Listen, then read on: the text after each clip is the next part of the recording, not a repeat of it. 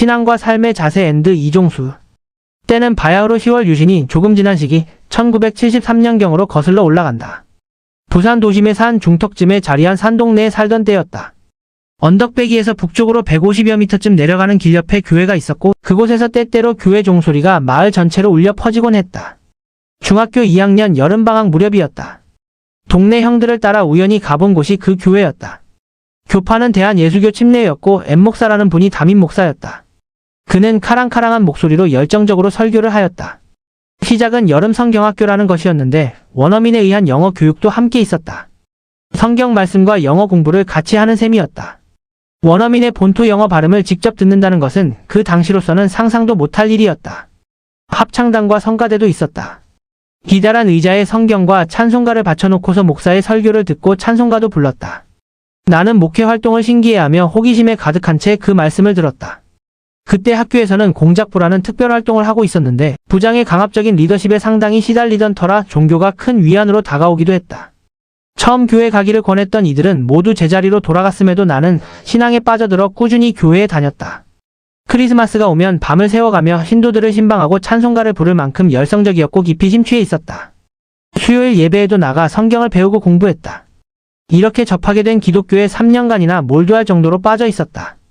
다양한 활동에 참여했고 많은 이들과 만났다. 신앙이 가져다주는 위안과 만족 속에서 전혀 색다른 세계를 경험하였고 서구 문명의 바탕에 깔려있는 한 축을 접해보는 계기도 되었다. 모세, 욥, 아브라함 등 생소하고 낯선 위인들이었지만 그들의 독실한 신앙에 감동했고 시대를 초월한 그들을 추종하게 되었다. 어렵고 힘들고 복잡한 역경 속에 빠져있던 시절이었지만 신앙에서 위안을 받아 버틸 힘을 얻을 수 있었다. 3년이 거의 지날 무렵에는 침례를 받기도 했다. 하지만 점차 다가오는 대학 입시로 인해 신앙생활은 끝을 맞이할 수밖에 없었다. 신앙생활을 계속하면서 학업을 병행하기란 어려운 일이었다.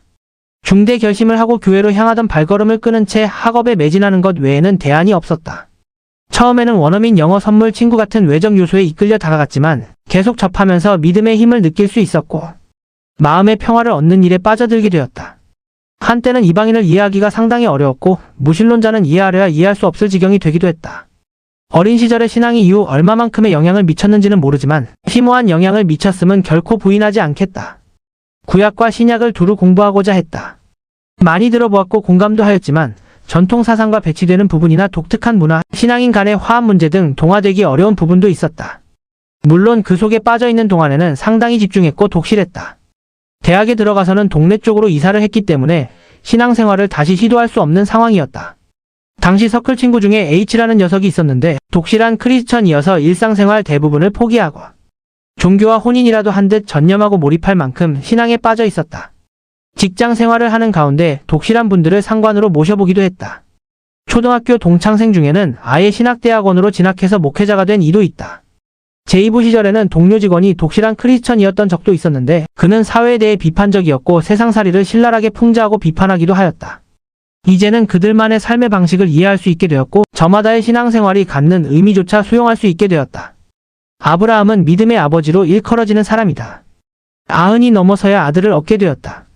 아이가 조금 자라자 하나님께서는 아브라함의 믿음을 시험해 보고자 하셨다. 그래서 명령을 내리셨다. 내 아들을 내게 바쳐라. 모일 모시의 아이를 웅덩이에 바쳐야 한다. 금지옥엽으로 길러온 아들 이삭을 하나님께 제물로 바쳐야 하는 상황이 된 것이다. 아브라함이 아들을 웅덩이 속으로 내던지려는 순간 하나님의 말씀이 있었다. 아브라함아, 내 아들을 내려놓아라. 내가 너를 의심한 게 잘못이었다. 너의 믿음을 조금도 의심치 않겠다. 네가 나를 믿어준 만큼 나도 너에게 크나큰 은혜를 내리겠다. 내 자손이 바닷가에 모래알 만큼 번창하고 융성하게 하리라. 일본에는 도쿠가와 이에야스라는 대망을 품은 장군이 있었다. 새가 울지 않으면 새가 울 때까지 기다린다는 인내의 화신이자 전국시대의 통일을 이룬 거인이다. 그는 집권 초창기에 아들과 아내를 죽이지 않으면 안 되는 상황에 처하게 된다.